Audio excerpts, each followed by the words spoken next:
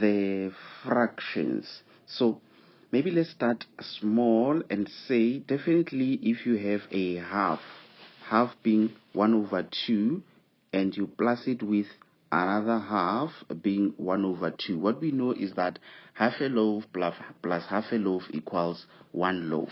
So half plus half is equals to 1. So we need to follow math calculations to prove that indeed 1 over 2 plus 1 over 2 equals to 1. You can still punch it on your calculator, it will give you 1. So there are two ways in which you can work it out. Maybe let me just show you what I used to do so that I know what the final answer should look like. So what I would do is just to have that long fraction there, and I take this, I multiply it with that. I just multiply the denominators. So it's like you're having 2 times 2, which is 4. Then what you do is to cross multiply that 2 cross to multiply that 1. So it's like 2 times 1, which is 2. The sign, you just write the sign that you are given. Then this 2, it crosses to multiply that 1, which is 2. Then already I know that this plus that definitely is going to be 4. Then you divide it by that 4, and then this is how you get your final answer being equals to 1. So another way in which they can teach you in class, it will just depend on which method works for you. So they may say, you see that 2, they multiplied with that 2. So it's like you have 2 multiplying that 2. Again, you cross multiply. 2 times 1, it will definitely be 2. The sign that you were originally given is a plus. Then on this side, you still rewrite those spaces multiplying each other. Then you still cross multiply this 2, cross multiplies that 1, it becomes 2. And then now you end up having 2 over 4, and then plus 2 over 4. Now that the denominators are the same, then you just write one denominator, and then you've got that numerator that you plus it with that numerator. Then it ends up being 4 over 4, which is equals to 1. So I'm not really sure in terms of which method would work for you, but maybe let me just show you that one, because I'm going to be testing you on your final answer, which means whatever fraction that you may be given, what I'm interested in is knowing if your final answer is wrong or correct. In terms of the method, you will just verify which one they teach in class or which one is easy for you, if they are both acceptable by your teacher. So let us say again you are given this being, let's say example number 2, 1 over y, and let us plus it with maybe 2 over, let's say, k. So according to what I said, you just have that a big fraction there, and then this multiplying that. You can write it as yk or you can write it as ky. It doesn't really matter that much, but for me I always follow the alphabetical order. So between y and k, which letter comes first? I think it's k. If it's k, then I will write it as ky. Then what you do, this k, it cross multiplies that, then it multiplies that, then you end up having invisible 1k. Then this y cross multiplies that. In terms of the sign in between, you were given a positive sign, that's why I'm writing positive sign there. Then you have that invisible 1 there multiplying that 2, it becomes 2, and then the letter, it is y. And that is the end of it.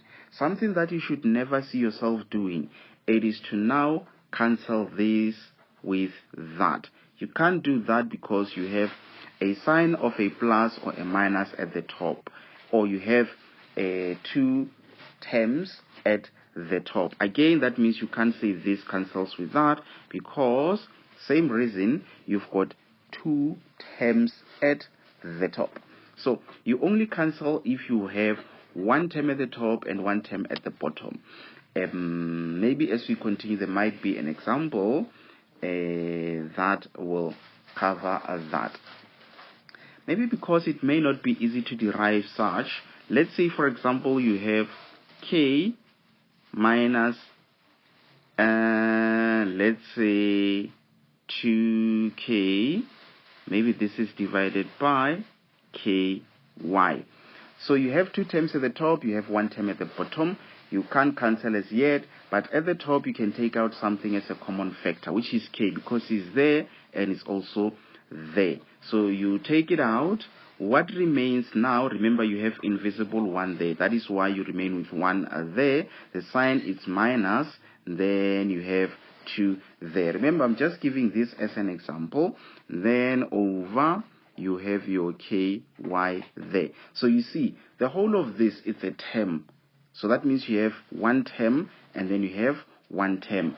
That's the only time you can cancel this with that. And then what remains at the top is 1 minus 2, at the bottom is y. Definitely this minus that, you find that it gives you negative y. And negative 1, I meant to say over y, and that is the end of it. So let's maybe look at another example and say you are given 2 minus, it could be 3 over, let's say, x. All that you know is that you are dealing with the fractions. If you are therefore given something which is not a fraction, you will somehow have to convert it into a fraction, where you can just divide by 1. Why would you divide it by 1? Just so that it makes it easier for you to work it out in that way, where you say this multiplies with that, it becomes 1 multiplying x, not just x but invisible 1x. It's like 1 multiplies 1, it is 1, and then letter is x. Then you cross multiply, this x cross to multiply 2, it becomes 2x. Then you've got this one cross multiplies that, it becomes minus 3. Looks like you can't take out a common factor, therefore that is the end of it. So that's how you would work it out when you have such fractions. It doesn't end there. You may also be given, let's say, 20 minus 1 over, it could be, maybe let me use y there. You still follow the same principle where you convert that into a fraction so that it will be easy. If you use this method, then it's like you will say this times that, it becomes 1y, and then what you do, this cross multiplies that, it becomes 20y. The sign that you were given is a minus. Again, you said that denominator multiplying that denominator, which is y, and then that one cross multiplies that to become 1 times 1, which is just a 1.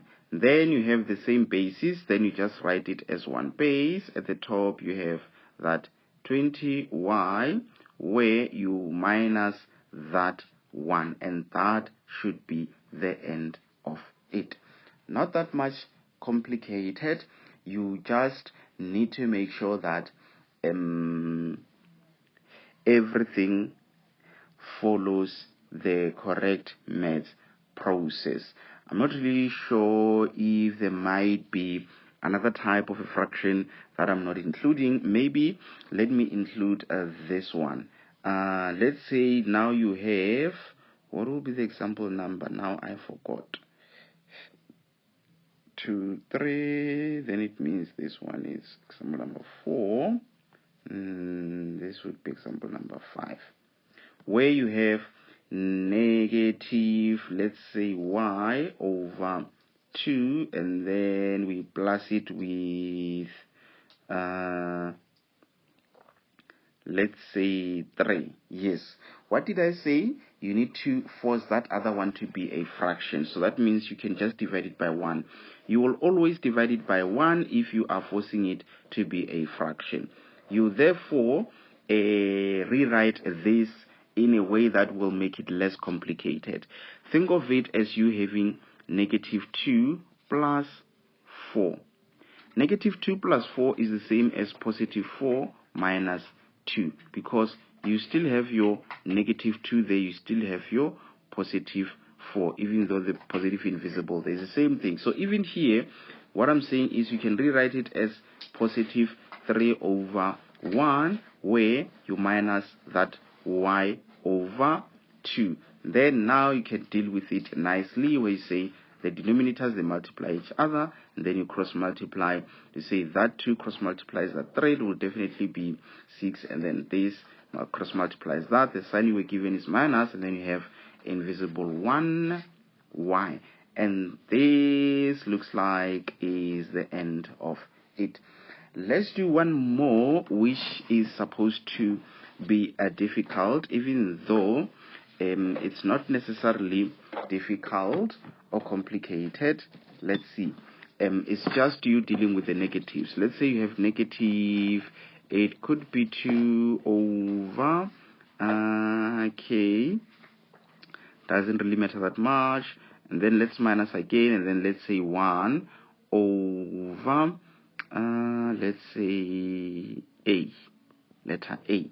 Okay, so that means in this case, again, what I said is that at the moment you have that, you can just multiply that by that. Between A and K, which one comes first is A. Then I'll write A, K. Then this cross multiplies that. So it cross multiplies negative 2. That is why it will be negative 2. A. It's like you are having negative 2 multiplying that that invisible 1.